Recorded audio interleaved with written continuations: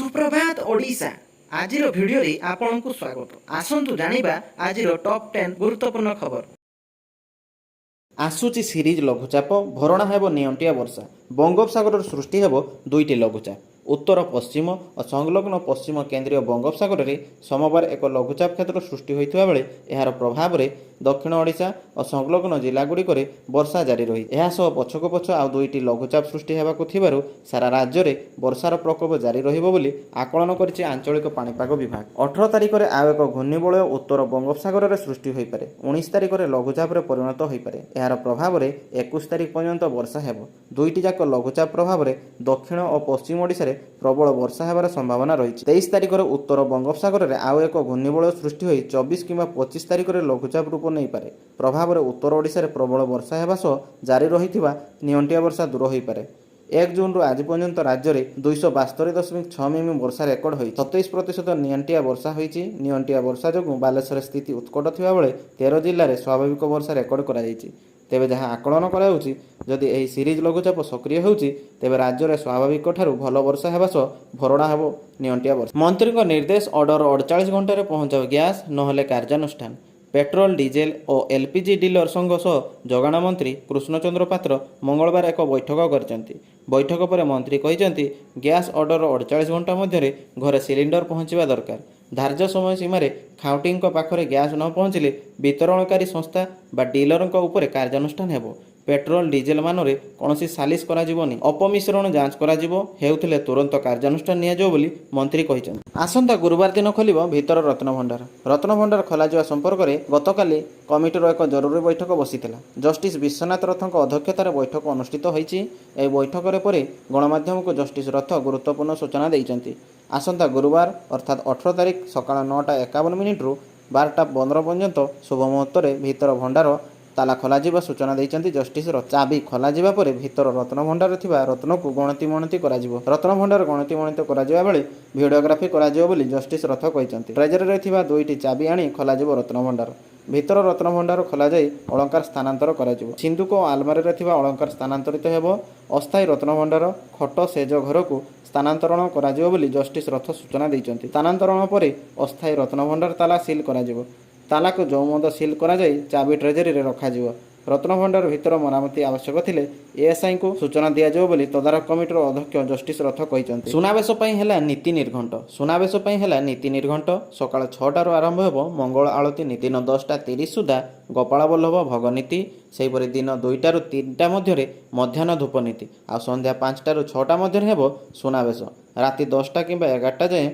दुर्लभ बेश दर्शन तेबे रथरे चतुर्था विग्रह सुंदर सुनावेश दर्शन पर पुरी रे लक्षाधिक श्रद्धालुओं भिड़ हेबो भिड़ नियंत्रण प्रशासन पर एक बड़ चैलेंज होईछि भक्तों पर स्वतंत्र ट्राफिक व्यवस्था कराई पूर्व भली मेडिकल छकरू चाली चाली जीवे भक्त एथिपई बेरिकेड व्यवस्था कराई मेडिकल छकरू श्रीमंदिर मध्य बड़दाण्ड को संजोग करुवा रास्ता को सील कराई आवश्यक पड़िले श्रीमार्ग को व्यवहार कराजिबो अधिक भिड़ हेले लोकों को बाहर करने सील होता रास्ता को व्यवहार कर पुरी एसपी पिनाक मिश्र। सुनावेश अधरपणा 76 स्वतंत्र ट्रेन प्रथम थर पर राज्यर समस्त जिलूर चलाचल कर ट्रेन तीर्थयात्री और भक्त मान सुविधा सुनावेश और अधरपणा समय 76 स्वतंत्र ट्रेन चलो तन्मध्य सुनावेश 43 और अधरपणा 33 ट्रेन चलो बोली पूर्वतट रेलपथ पक्षर सूचना दी जाएगी। पुरी को चलुवा नियमित ट्रेन व्यतीत यह ट्रेन गुड़िक चलो प्रथम थर पर पूर्वतट रेलपथ राज्यर प्राय समस्त जिलूर स्वतंत्र ट्रेन व्यवस्था कर यात्री मान तीर्थस्थान परिदर्शन कराइबारे सुविधा प्रदान कर पूर्वतट रेलपथ पुरी रे रथयात्रा 315टी स्वतंत्र ट्रेन चलाचल करने को घोषणा करथिला। जुलाई 5 रु 15 तारिख मध्य पूर्वतट रेलपथ पुरी को और पुरी रु गुंडीचा यात्रा बाहुडा यात्रा मध्य 239टी स्वतंत्र ट्रेन चलाइथिला। सुनावेश पूर्वतट रेलपथ पक्षर पारादीप अनुगुल भद्रक जूनागढ़ रोड खर्दा रोड दशपल्ला समपेटा पलासा केन्दुझरगढ़ गुणपुर जगदलपुर सोनपुर संबलपुर स्वतंत्र ट्रेन गुड़िक पुरी को चलाचल करिबो सेही बळे पारादीप अनुगुल भद्रक दशपल्ला पलासा केन्दुझरगढ़ एवं खर्दा रोड रु ट्रेन गुड़िक अधरपणा पुरी को जीव अतिरिक्त भिड़ दूर करने पूर्वतट रेलपथ भद्रक पारादीप अनुगुल पलासा केन्दुझर दशपल्ला ब्रह्मपुर को पुरी रु और तापर दिन स्वतंत्र ट्रेन चलाइबा योजना भक्त एवं तीर्थयात्री सुविधा रेल मंत्रालय पक्षर 24 घंटिया कंट्रोल रूम खोल स्टेशन अतिरिक्त टिकेट बुकिंग काउंटर खोल जुलाई 22 रु बजेट अधिवेशन रविवार बसिब सर्वदलीय बैठक ସଂସଦର ବଜେଟ୍ ଅଧିବେଶନ ପୂର୍ବରୁ କେନ୍ଦ୍ର ସରକାର ରବିବାର ସର୍ବଦଳୀୟ ବୈଠକ ଡାକିଛନ୍ତି। ଏହି ବୈଠକରେ ସଂସଦର ଉଭୟ ଗୃହକୁ ସୁରୁଖୁରୁରେ ଚଳାଇବା ପାଇଁ ସରକାର ସମସ୍ତ ରାଜନୈତିକ ଦଳର ସହଯୋଗ ଲୋଡ଼ିବେ। ଚଳିତ ମାସ 22 ତାରିଖରୁ ଆସନ୍ତା ମାସ 12 ତାରିଖ ପର୍ଯ୍ୟନ୍ତ ବଜେଟ୍ ଅଧିବେଶନ ଅନୁଷ୍ଠିତ ହେବ। ଜୁଲାଇ 23 ତାରିଖରେ କେନ୍ଦ୍ରୀୟ ବଜେଟ୍ ଉପସ୍ଥାପିତ କରାଯିବ। ମୋଦି ସରକାରଙ୍କ ତୃତୀୟ ପାଳିରେ ଏହା ହେବ ପ୍ରଥମ ବଜେଟ୍। ଗତ ମାସରେ ସଂସଦର ଉଭୟ ଗୃହର ମିଳିତ ଅଧିବେଶନକୁ ସମ୍ବୋଧିତ କରି ରାଷ୍ଟ୍ରପତି ଦ୍ରୌପଦୀ ମୁର୍ମୁ କହିଥିଲେ ଯେ ଏହି ବଜେଟ୍ ସରକାରଙ୍କ ସୁଦୂରପ୍ରସାରୀ ନୀତି ଏବଂ ଭବିଷ୍ୟତ ଦୃଷ୍ଟିକୋଣର ଏକ ପ୍ରଭାବଶାଳୀ ଦସ୍ତାବିଜ ହେବ। ଜାତିସଂଘ ମହାସଭା ଅଧିବେଶନକୁ ସମ୍ବୋଧିତ କରିବେ ମୋଦି। ପ୍ରଧାନମନ୍ତ୍ରୀ ନରେନ୍ଦ୍ର ମୋଦି ଜାତିସଂଘ ମହାସଭା ଅଧିବେଶନକୁ କରିବେ ସମ୍ବୋଧିତ। ତେବେ ଚଳିତ ସେପ୍ଟେମ୍ବର 24ରୁ 30 ତାରିଖ ପର୍ଯ୍ୟନ୍ତ ଜାତିସଂଘର 79ତମ ଅଧିବେଶନ ଅନୁଷ୍ଠିତ ହେବ। ଏହି କାର୍ଯ୍ୟକ୍ରମରେ ପ୍ରଧାନମନ୍ତ୍ରୀ ନରେନ୍ଦ୍ର ମୋଦି ଅଂଶଗ୍ରହଣ କରି 26 ତାରିଖରେ ସମ୍ମେଳନକୁ ସମ୍ବୋଧିତ କରିବେ। ପ୍ରଧାନମନ୍ତ୍ରୀଙ୍କ ଗସ୍ତ ସମ୍ପର୍କରେ ସରକାରୀ ଭାବେ ପ୍ରଧାନମନ୍ତ୍ରୀ କାର୍ଯ୍ୟାଳୟ କିମ୍ବା ବିଦେଶ ମନ୍ତ୍ରଣାଳୟ ପକ୍ଷରୁ କିଛି କୁହାଯାଇନଥିବା ବେଳେ ସୂତ୍ରରୁ ଏନେଇ ସୂଚନା ମିଳିଛି।